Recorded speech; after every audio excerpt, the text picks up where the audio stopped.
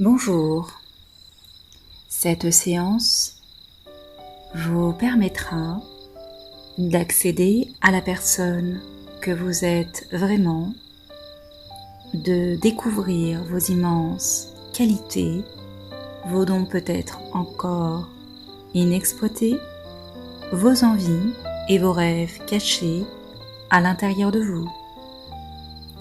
Vous pourrez ainsi prendre du recul, comprendre que vous êtes capable de tout si vous déposez vos peurs, vos doutes, vos colères, vos tristesses et vos croyances limitantes. Vous pourrez aller à la rencontre de vous-même et de vos capacités, prendre votre place sur cette terre, car vous avez un rôle à y jouer. Vous pourrez oser être vous en oubliant le regard des autres, car tout ce que vous le faites avec votre cœur du mieux que vous pouvez. Vous pourrez ainsi rejeter la culpabilité et accéder à votre vrai vous, celui qui est capable de tout. Je vous propose de vous installer confortablement et de lâcher prise pour mieux choisir vous-même les meilleures conditions pour votre relaxation, d'ajuster la température au jour qui vous convient le mieux. Cela peut être un jour entre juillet et aujourd'hui, ou entre février, peu importe.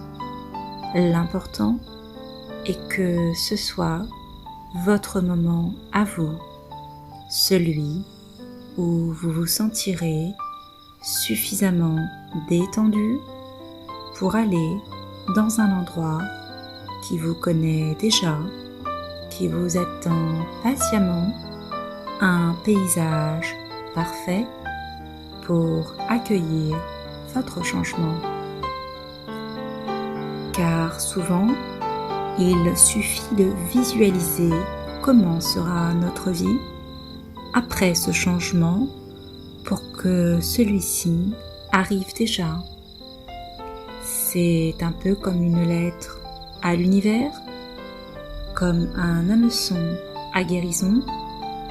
Plus le sentiment de bien-être sera important, moins son arrivée sera éloignée. Alors, en attendant, je me disais que vous pourriez simplement imaginer que vous êtes une feuille d'arbre qui flotte paisiblement à la surface d'un lac, laissant le vent choisir la prochaine destination. Car vous savez que l'univers est déjà en train de répondre à votre imagination. Ce n'est qu'une question d'heure de livraison. Il n'est pas essentiel de ne pas se détendre ou de ne rien faire pour installer de nouveaux repères. Simplement, laissez les rondeaux vous bercer.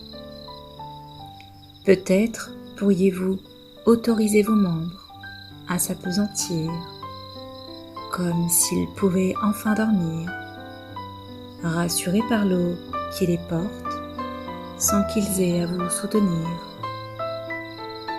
Ainsi totalement relâchés, ils peuvent aussi profiter du spectacle avec vous, laisser leur sens vagabonder, observer les nuages qui s'entrecroisent, sentir la douceur de leur message. Certains sont flous, d'autres plus imagés, toujours partagés. Comme une histoire qui finirait par un sauvetage au milieu d'une mer agitée, ou un nuage en forme de songe, prêt à se réaliser. Car oui, les rêves ont une forme, mais celle-ci est illimité, car ils sont en création constante, en changement permanent pour mieux coller aux besoins du rêveur exigeant, tandis que votre conscient continue agréablement de rêvasser, votre inconscient, lui, entend tous les messages cachés derrière les nuages et pourra ainsi décider de changer ce qu'il y a à changer pour votre bonheur. La fleur qui ne chantait plus. Il était une fois, dans la prairie d'un pays lointain, qui n'a peut-être jamais existé, une fleur qui ne chantait pas. Pourtant, dans cette prairie de ce pays qui n'existe pas, toutes les fleurs chantaient. Elles chantaient du soir au matin, de l'aube jusqu'au coucher du soleil. Elles chantaient si bien, c'était majestueux, harmonieux, et les habitants de ce pays étaient heureux d'entendre ces fleurs chanter. Un jour, un petit garçon, différent des autres, vint à passer par là, et il aperçut tout de suite cette fleur qui ne chantait pas, même si elle était entourée par toutes les autres.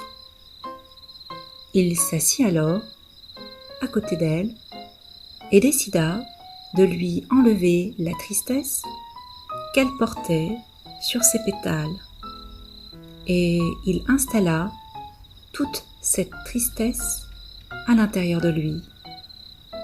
Il était content d'avoir fait cela. Il sentait qu'il avait bien agi. Il était fier d'avoir enlevé sa tristesse à cette fleur qui ne chantait pas. Mais au bout de quelques jours, ses yeux devinrent étranges. Ils étaient remplis de larmes qui ne coulaient pas.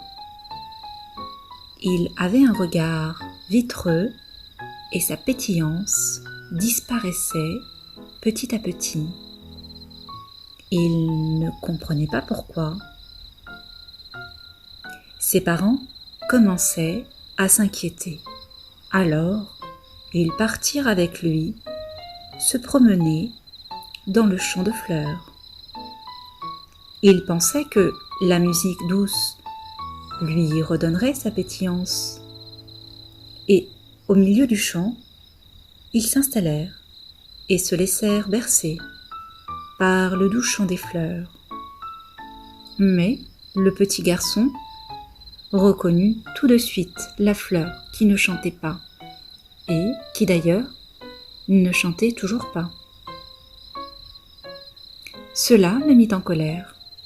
Il avait enlevé sa tristesse et cela n'avait pas suffi. Elle ne voulait toujours pas chanter.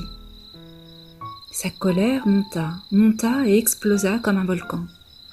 Alors sa maman le regarda et lui dit : « Tu dois apprendre à ne pas porter le malheur des autres. Tu ne peux pas porter leur tristesse, leur colère ou leur peur. Ce sont leur histoire. C'est à eux de s'en décharger. Ce n'est pas parce que tu vas les porter à leur place qu'ils iront mieux. » Mais comment faire, maman, pour les aider ? À quoi me sert de ressentir leur malheur si ce n'est pas pour leur venir en aide ? Mais tu les aides déjà en ressentant ce qu'ils ressentent. Cela leur permet de se sentir écoutés et entendus. Cela leur permet de savoir qu'ils sont entourés et protégés.